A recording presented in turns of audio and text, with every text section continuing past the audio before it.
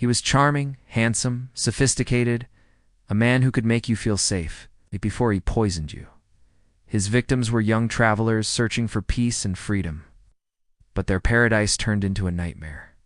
They called him the Serpent, killer who slithered through Asia, striking with venomous precision. This is the chilling story of Charles Sobhraj, a serial killer who hunted the Hippie Trail. Asterisk montage. Interpol wanted posters give Sobhraj with Marie-Andrée Leclerc victims. Smiling passport photos fading into black. Asterisk Charles Sobhraj was born in 1944 in Saigon, then French Indochina. His childhood was fractured. His parents separated, leaving him to drift between Vietnam, India, France. Psychologists believe this early rejection shaped his personality. By 10, Charles had already learned one thing: survival meant manipulation. In Paris, as a teenager, he discovered his true talent, charm. He could talk his way into anything: fancy dinners, luxury cars, women's hearts. But charm was only a mask. Underneath was a cold-blooded narcissist who believed he was smarter than everyone. Asterisk showed Charles in slick 1960s Parisian suits laughing with wealthy friends. Asterisk by his early 20s, he was running small scams, jewel thefts, and credit card fraud. Arrests didn't scare him. He treated prison as a classroom, studying human behavior.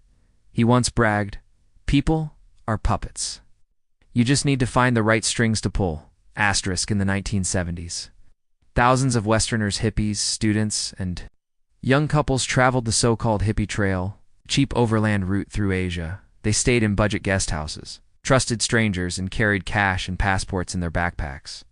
For Charles Sobhraj, this was the perfect hunting ground.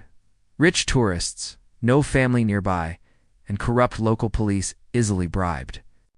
Asterisk close-up reenactment of Sobhraj in a silk shirt, smiling as he offers a drink to a young traveler.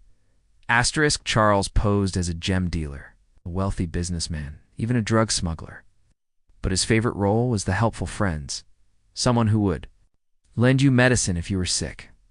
Except the medicine was poison. Asterisk Sobhraj. First confirmed murders were in 1975 in Thailand. Teresa Knowlton, 21-year-old from Seattle, dreamed of becoming a Buddhist nun. She was found floating in a tidal pool near Pattaya, dressed only in a floral bikini. Police first thought it was an accident till they found water in her lungs mixed with sedatives. Vitaly Hakim, a young Turkish traveler, was found charred on a beach. Charmaine Carew, Hakim's girlfriend, was drugged, strangled, and burned her body left to rot in the heat.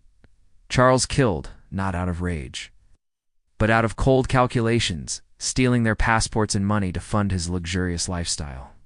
Asterisks show slow pans over victim photos. Faded letters sent to families back home. The press soon dubbed him the Bikini Killer. But he was far more dangerous than a typical murderer. He was a predator who treated murder as a business transaction. Sobhraj didn't kill for passion.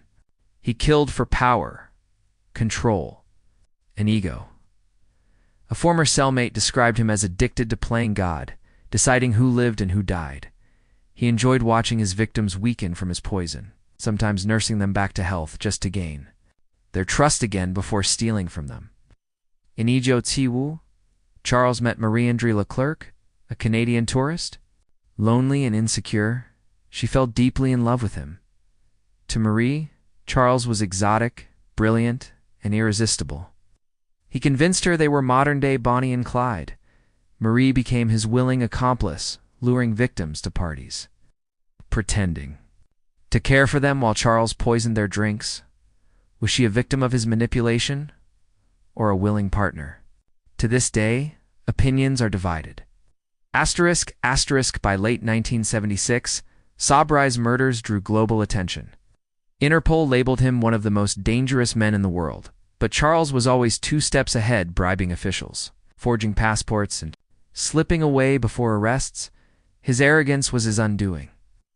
In July 1976, he tried to drug a group of French tourists at a New Delhi hotel. One of them noticed something strange in the drink. Police stormed in. Charles, the master manipulator, was finally caught. Asterisk in Tihar jail, India. Sobhraj lived like a king, bribing guards, eating gourmet meals, and giving interviews to journalists. But in 1986, days before his sentence ended, he pulled off a stunt worthy of a Hollywood movie: drugging prison guards with sedative-laced sweets and walking right out the gate. He vanished for years, until 2003, when he foolishly returned to Nepal, possibly craving the spotlight. There, he was arrested and sentenced to life for 2 1975 murders.